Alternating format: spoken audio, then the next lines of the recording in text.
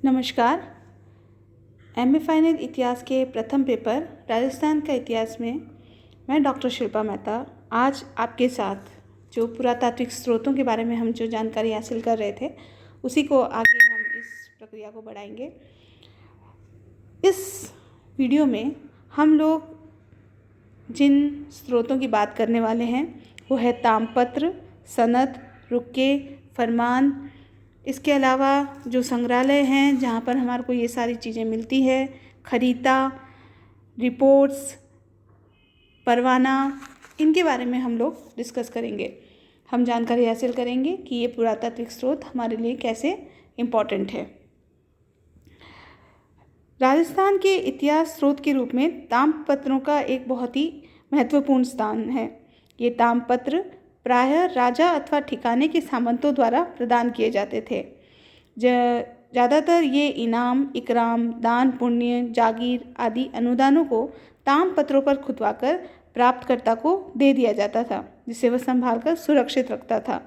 अधिकांश ताम्रपत्र भूमि अनुदान से संबंधित हैं, फिर भी हमारे को इससे उस समय की तत्कालीन सामाजिक, धार्मिक, आर्थिक स्थिति के बारे में जानकारी उपलब्ध होती है। फिर है सनद, रुक्के, फरमान। ताम्रपत्र, ख्यात एवं शिलालेखों से भी अधिक महत्वपूर्ण स्थान इन सब का है। ये समसामयिक साधन होने के साथ साथ मूल रूप से उपलब्ध हो सकते हैं। काव्य ग्रंथों, ख्यातों, शिलालेखों आदि अन्य साधनों की अपेक्षा इनकी प्रामाणिकता श्रेष्ठ होने के कारण तीन हैं। पहला, यह साधन ऐतिहासिक घटनाओं के समसामयिक हैं।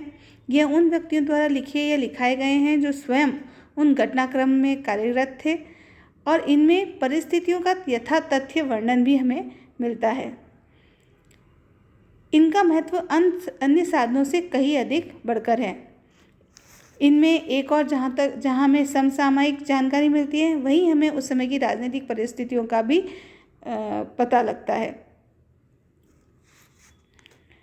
इन साधनों से हमें केवल घटनाओं का ही वर्णन नहीं मिलता, परंतु रुक्के, सनद, फरमान से हमें घटनाएं क्यों, कैसे, किन परिस्थितियों में घटी, उनका वर्णन भी हमें प्राप्त होता है। क्योंकि अधिकांश पत्र नीति निश्चित करने के पूर्व विभिन्न शासकों द्वारा विचारों के आदान प्रदान को दर्शाते हैं। राजनीतिक घटनाओं के लिए ही नहीं, अपितु धार्मिक विश्वास, सैनिक अभियान, युद्ध के तौर तरीकों, राज्य व्यवस्था, लगान, कर, सामाजिक दशा आदि के लिए भी ये बहुत ही महत्वपूर्ण संकेत हमें देते हैं। तो इस प्रकार ये एक बहुत ही प्रामाणिक साधन माने जाते हैं।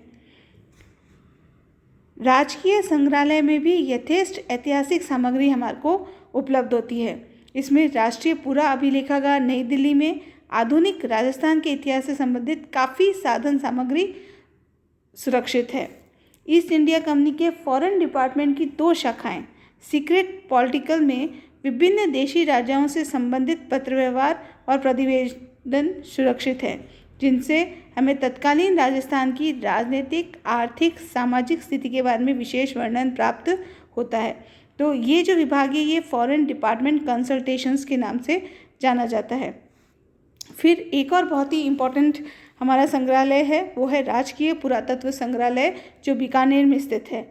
भूतपूर्व राजस्थानी राज्यों के अपने अपने पुरालेख विभाग थे।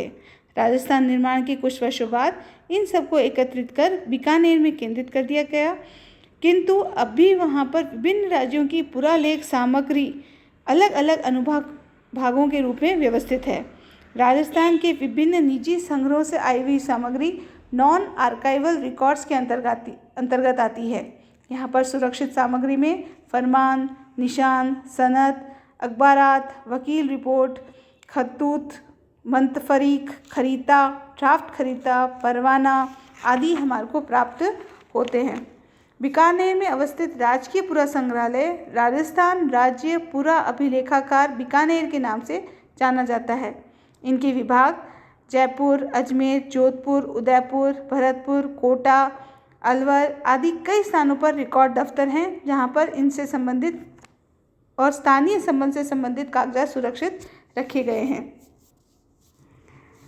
अब हम थोड़ा सा विवरण लेते हैं खरीता, ड्राफ्ट खरीता और परवाना के बारे में। खरीता किसे कहा जाता है? खरीता उन पत्रों को कहते हैं जो एक शासक द्वारा दूसरे शासक को लिखे गए हैं। ये पत्र यद्यपि पुरानी राजस्थानी लिखावट की शैली में है, तथापि प्रत्येक राज्य की लिखावट, संबोधन एवं प्रारूप में काफ़ी अंतर है।